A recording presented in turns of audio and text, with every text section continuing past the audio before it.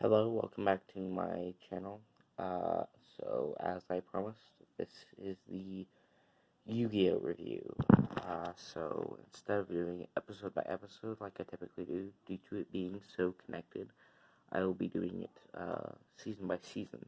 Except for season 5, I will be splitting that up, talking about individual parts of it. Season 1, it's basically plot setup, character setup, and then at the end of it gets into the nitty gritty of all the different elements, like the Millennium items. Kaiba Corp are the two main ones of that season, as well as Christian and actually no, just Joey. Uh, Season 2 is getting more into the battle aspect and the Shadow Realm aspect of it. Trying to introduce you to all those, as well as introducing plot points that would continue on to season 5.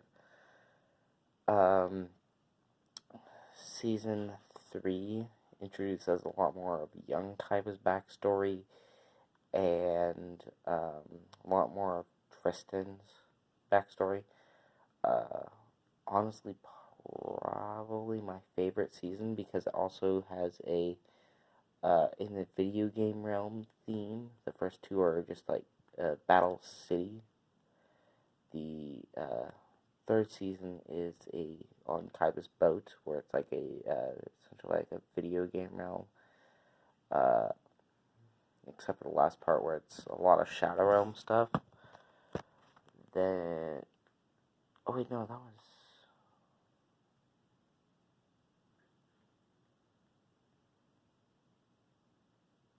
Yeah, and then season 4 is where they finally get to Kaiba's island for his tournament, and so it gets in it gets more into the Pharaoh's backstory and effects of all the different people due to the backstory bits from the other ones. And has Ori Calcos later on in it, but my favorite of all them is probably season 3.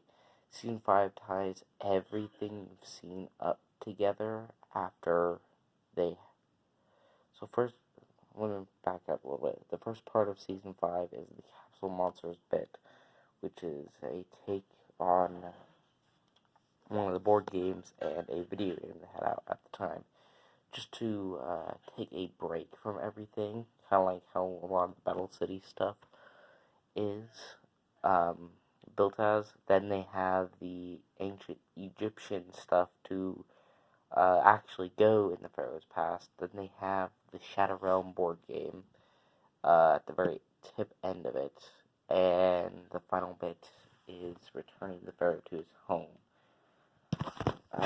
So yeah, that's that one. Then there was the movie tie-in called Bonds Beyond Time. It's a time travel story about the two next seasons of Yu-Gi-Oh! Yu-Gi-Oh! 5Ds and Yu-Gi-Oh! GX, where they all meet up with each other, and it's also setting up characters who haven't seen those, setting up the other two characters for people who haven't seen those series, but still having references for people who do and have seen them. I've only seen the first couple of episodes.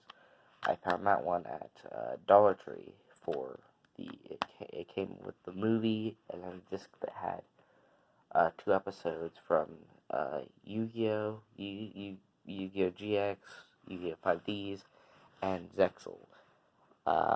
I have seen quite a bit of Zexal. I will not be reviewing that. I will be skipping that one. I absolutely couldn't stand it. Everyone was just annoying to me. But I will be not ruining. I won't be ruining. I've been trying to avoid spoilers. That's why I haven't been doing it episode by episode. Other than the fact that they're very heavily tied into everything. Then there's Yu-Gi-Oh! Arc 5, which I will be reading later. So, Season 1, I give a 4. It is a starting season, and it does good at its job. Season 2, another 4, and this is out of 5. Season 3, 5, because I love the digital aspect of it. Season